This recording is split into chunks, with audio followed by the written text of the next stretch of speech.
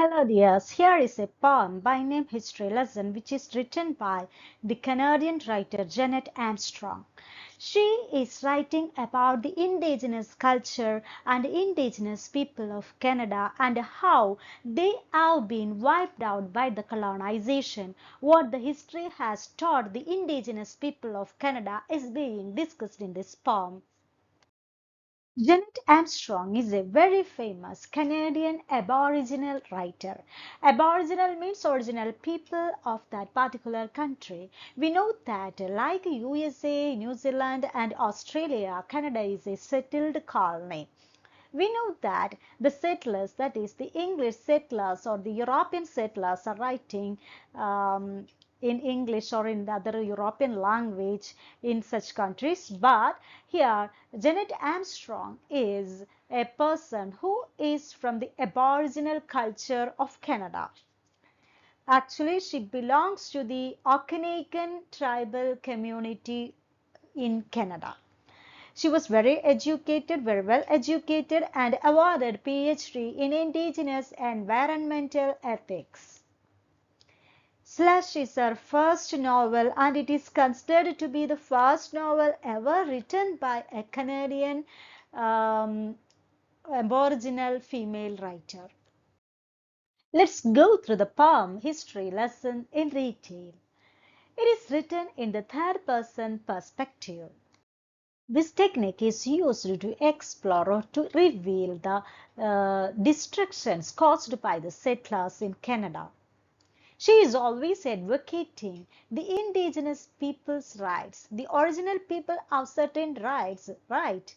In their country, in their own country, they want to live independently without any kind of subjugation or suppression. They need the right to live at least in their own country. She here tells about the encounter between the indigenous people of Canada and the first settlers of Europe. When the settlers, especially after Columbus, a lot of people came to Canada and the North American continent to settle or to conquer those countries. So a lot of differences have been made after this colonization. Some of them are being discussed in the point of view of an indigenous writer is described in this poem history lesson. Apart from nature exploitation, a lot of destructions have been caused by the colonization, like cultural fabric, that is, the culture itself has been wiped out in the indigenous people or the original Canadian culture has been wiped out by the colonizers, and their culture has been forced to the lives of these people. At this time, they have to suppress the aboriginals in order to establish their kingdom. They should have to suppress the aboriginal people. All these things are being discussed in the point of view of an aboriginal woman is discussed in this lesson, history lesson. In the first stanza, at first she is telling about Christopher Columbus, who the person who had discovered America, the American continent. After Columbus, a lot of settlers or conquerors reached America and they looted or robbed the country. They ran around the land with guns, hunting down animals and shooting the natives and their fellow Europeans in greedy for land and its resources. They want to establish their kingdom over these aboriginal people. So they should have to kill all the oppressions or all the people who have showed any kind of oppression or any kind of rejection. Then she is describing or she is mentioning about the 7 Years' War in Canadian soil. That is, this 7 Years' War has been fought between England and France for supremacy.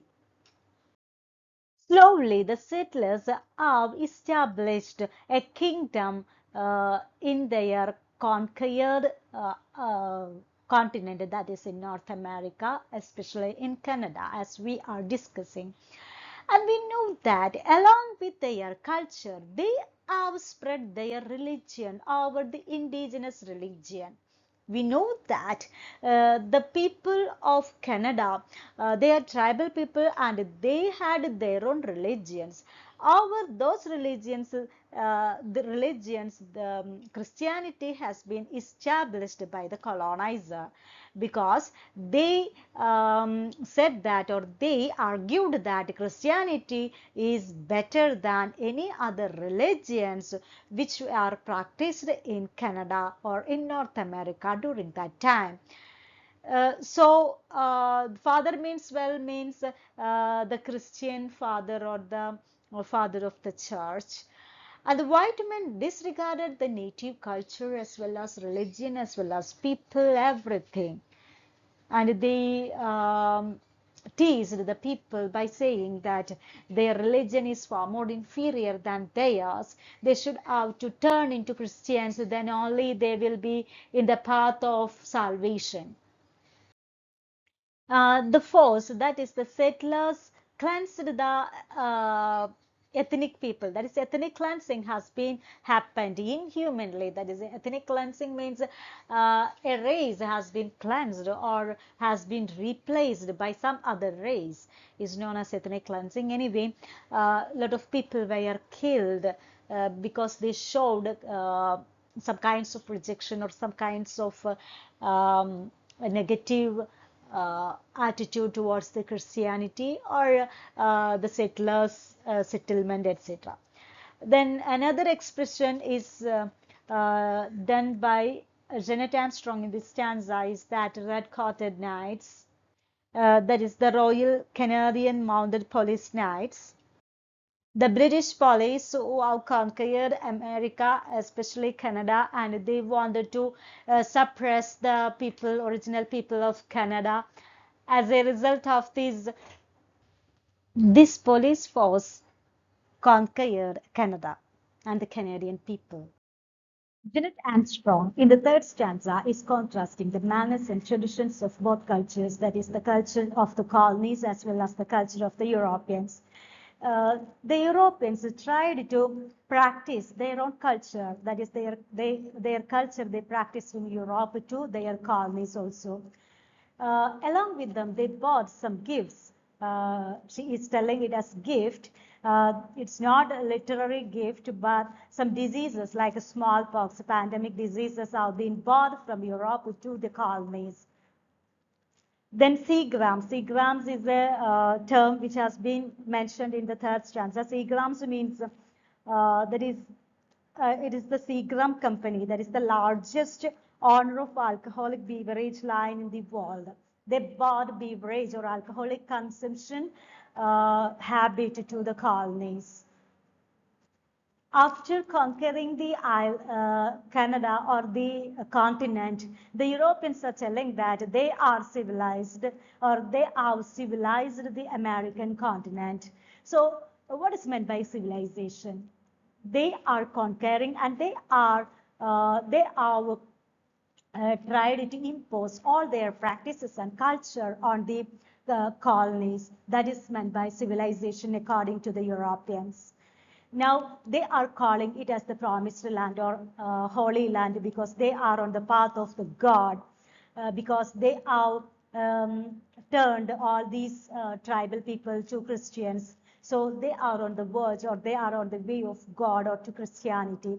So what's the condition, present condition of the promised land or North America now? It is barren, void, polluted, devoid of value, according to Jennette Amstrong. It is barren because a lot of trees were cut down in the name of civilization or in the name of um, uh, uh, modernization in North America.